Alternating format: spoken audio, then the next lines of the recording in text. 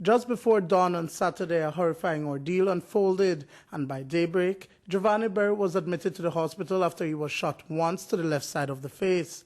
Burrell, who is originally from Belize City, was working on a newly built house and had decided to overnight. He recounted what happened. I was working at a house in Boom. This is a job that I've been doing ongoing for about a month.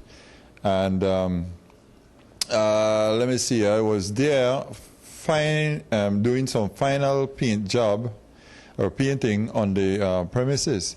So I said I was going to stay the night because I live in Belize City, so I said I was going to stay the night and then just complete the task. So I did. About 3:30 when I started to hear activity outside. It was like vehicle revving up and down, like, you know, people just having fun on a Friday night.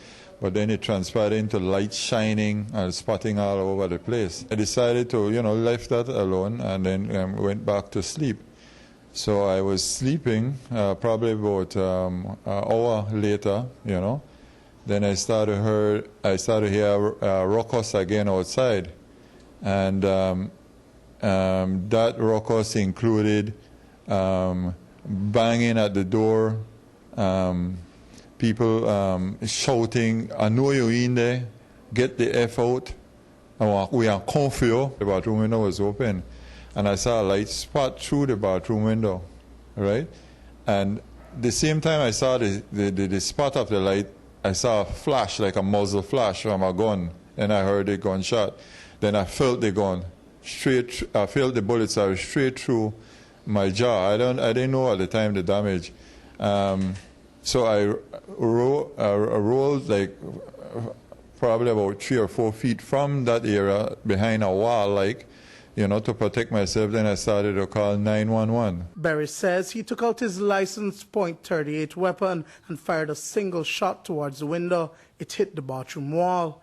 This was followed by a barrage of bullets from what he calls a vigilante group. There were shotguns out there, 9mm, and a whole barrage of different calibers, all firing into the building, because probably the guy I'm saying no, spot me, thought I was a burglar that they were chasing or something like that. It wasn't officers there, it was vigilante groups. That's what I call them. It was all villagers.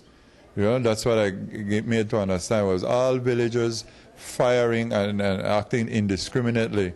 There was a return fire, or like a reactive fire from me when I got shot. Rural Executive Officer, Assistant Superintendent Christopher Noble says that the shooting is in response to a string of burglaries and robberies in the area earlier on Saturday morning.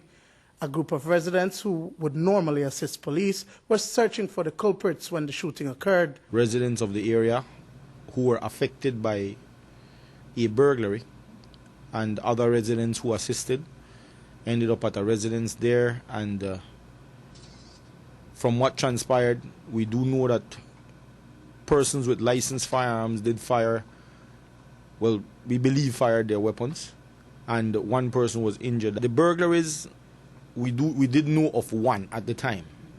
The one burglary, persons were in their residence when somebody did come in, and they did lose an item. That item, at this stage, we know is a firearm, a pistol to be exact.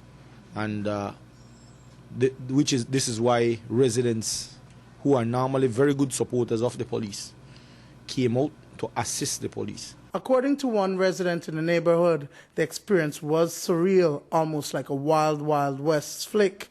She says she heard as the search team combed the area and up to 50 gun blasts thereafter. She too has been left traumatized by the incident. There was 2 different burglaries. They entered into one house. They didn't steal anything as I understood, but they went into the second house and they stole a gun. When they were coming out of the yard, as I understood, one of the residents shot one of them. Well, they made good their escape, and they were in the neighborhood knocking on different people's door asking for help. They even stole my sheet off my line. As a resident, I feel very violated. After that, there was a search for these burglars.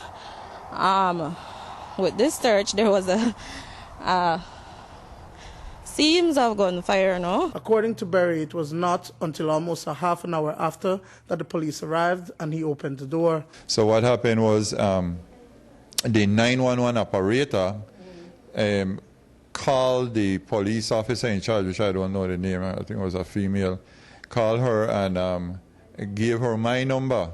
And she called me. She said, "We are outside now. We are the police. We are outside. Come out."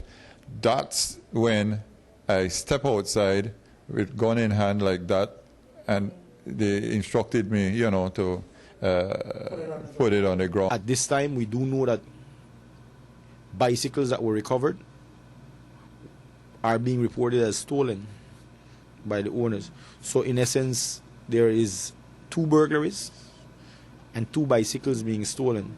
We do believe that persons acted in concert to commit all the offenses. However, we do not believe that the person at the house may have played a role in that. Information received is that one of the burglars was in fact shot to the back and he escaped with the stolen gun. But that person has not been found, nor has his accomplice been located. Dwayne Moody for News 5.